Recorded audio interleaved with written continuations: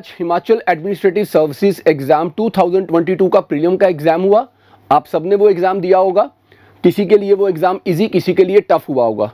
लेकिन अगर हम अब उसके आंसर्स की तरफ चलें तो हम बेटर अंडरस्टैंड कर पाएंगे कि क्या ये पेपर डिफिकल्ट था, बहुत डिफिकल्ट था या कंपैरेटिवली लेस डिफिकल्ट था। सबसे पहले आज हम मॉडर्न हिस्ट्री के क्वेश्चन का एनालिसिस करेंगे। पहला क्वेश्चन जो मॉडर्न इंडियन हिस्ट्री से आया वो है, who was the founder of Indian association for cultivation of sciences 1876। इसका आंसर बी है, महेंद्र लाल सरकार। डिफिकल्टी लेवल थोड़ा हाई माना जाएगा। यूजुअली आपको ये क्वेश्चन बुक्स में नहीं मिलता, बट हाँ, इस तरह के क्वेश्चंस के लिए अगर आप एनसीईआरटी के बॉक्सेस को अच्छे से पढ़ते हो या आप एनआईओएस के नोट्स को फॉलो करते हो या यूजुअली इस तरह के क्वेश्चंस आपको न्यूज़पेपर से मिलते हैं क्योंकि करंट अफेयर में ये कवर हुए होते हैं, राइट। एंड जो second question modern Indian history से आज के एग्जाम में आया वो है, who said Lord Ripon as the saviour of India and his rule as the beginning of the golden age of India. Answer again A है, Florence Nightingale.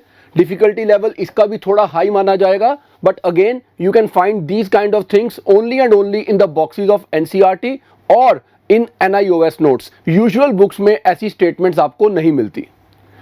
And the third question on modern Indian history in today's HAS exam, जो तीसरा question आज के paper में आया है वो है, who said Raja Rammohan Roy was the only person in his time to realise completely the significance of modern as.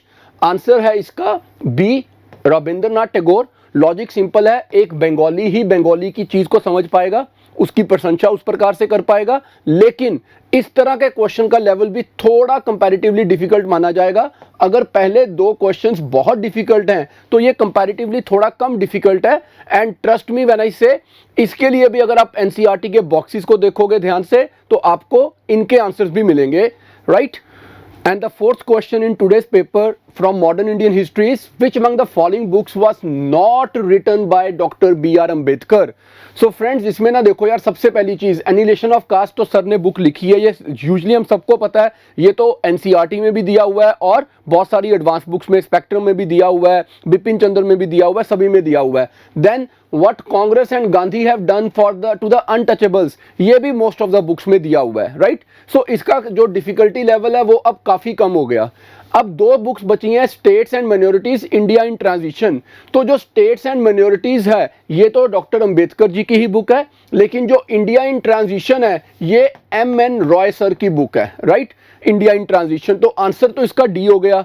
But अगर आपने एनसीईआरटीज और एडवांस बुक्स में से कोई भी एक किताब अच्छे से पढ़ी है तो आपको ये तीन बुक्स का नाम तो पक्का ही पता होगा कि ये डॉक्टर बी.आर. अंबेडकर जी की बुक्स हैं। तो आप एलिमिनेशन मेथड से डी को एलिमिनेट कर पाओगे बहुत इजीली, इसलिए इसका डिफिकल्टी लेवल कंपैरेटिवली काफी कम है।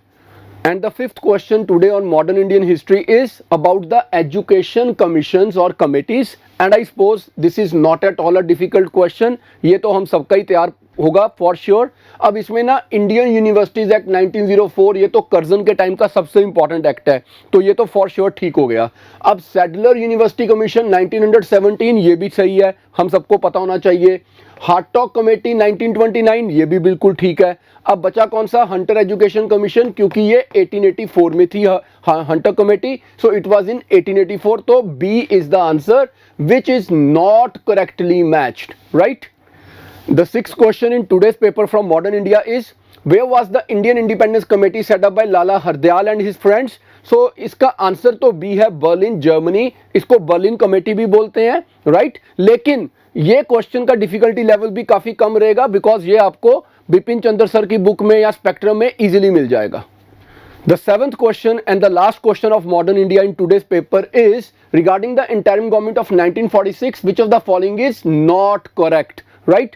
तो फ्रेंड्स, इसका डिफिकल्टी लेवल भी बिल्कुल कम है क्योंकि ये क्वेश्चन भी आपको इजीली एनसीईआरटीज में या स्पेक्ट्रम में बिपिन चंद्र सर की बुक में कहीं भी मिल जाएगा। और सिंपल है, Jawaharlal Nehru was the prime minister, head of the executive council. ये चीज बिल्कुल ही गलत है because Jawaharlal Nehru was the vice president, ये सही चीज है। Viceroy continue to be head of the executive council, ये भी सही है। The members of the interim government were the members of viceroy's executive council, ये भी सही है। तो इसका आंसर है ए, बिकॉज वो basically deemed to be prime minister थे बट डेजिग्नेशन था वाइस प्रेसिडेंट और वो हेड नहीं थे। I hope this is all clear to you now. Thank you very much.